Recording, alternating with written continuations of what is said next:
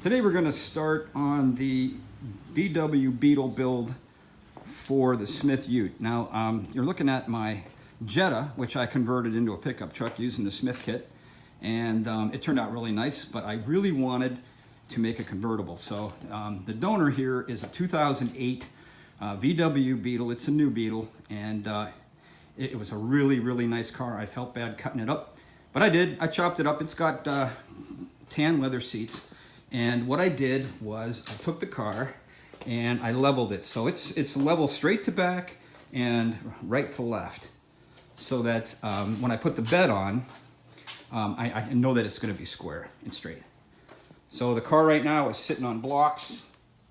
What I did was I took the top off completely. And then what I did was I just started in the back seat and I just cut everything out. Now I haven't gotten the kit yet. Mark's working on it. Should ship here probably by the end of the week. But in preparation, I've got everything all ready. This level usually sits up here, usually goes here. And that lets me know that things are straight and square. I took everything out, cut up all the supports. Now this, I believe this is the first Beetle convertible that's going to be made into a Ute. What I did, and you can see, this support piece here is something that is unique to the Beetle convertible. They had another support piece that kind of came across here. It's going to get in the way, so I cut it out.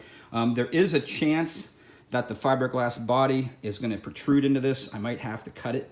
What I was thinking was taking the seat belt joints and connecting them with a small 1x1 steel angle and welding it to give it side support, and then taking Mark Smith's back plate and just bolting it up to that piece of steel.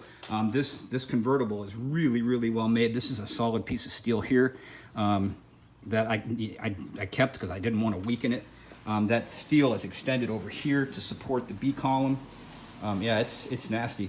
I think I'm still going to have to trim a little bit off, but I'm waiting to get his side panels in order to make sure the fit's going to be correct.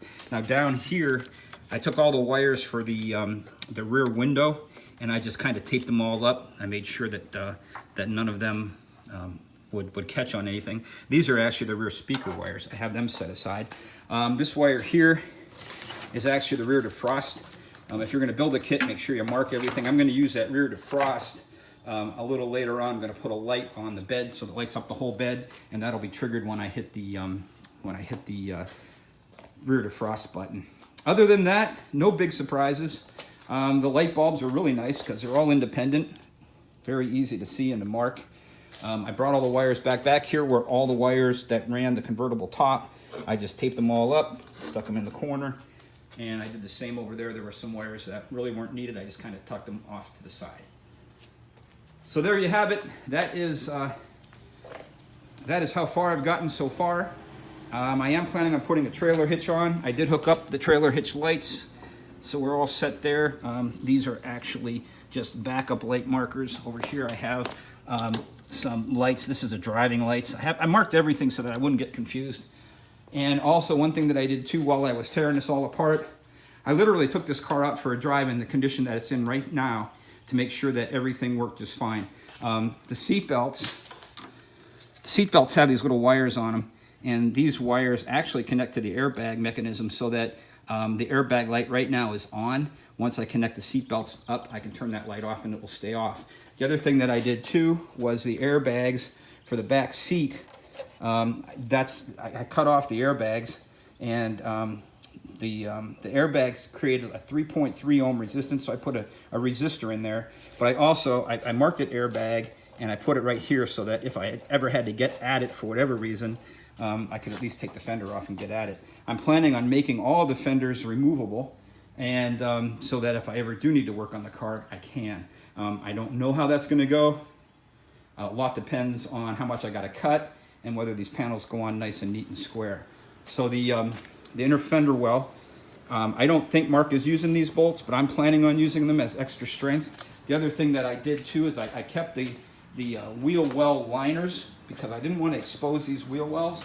And so the wheel well liners are right here. But in addition, what I did was I made these supports. And so these supports are going to be glued onto the inside of Mark's fenders, and that's going to give me a nice point to drill and tap out the bolts needed to put these wheel wells on. So that's all I have. Stay tuned. I should be getting the body kit here in the next couple days, and what I'm planning on doing is doing a full assembly, and then I'm going to unassemble it and make sure that every bolt and nut fits perfectly, and then I'm going to run her down to the body shop. So it'll be an interesting build. Stay tuned.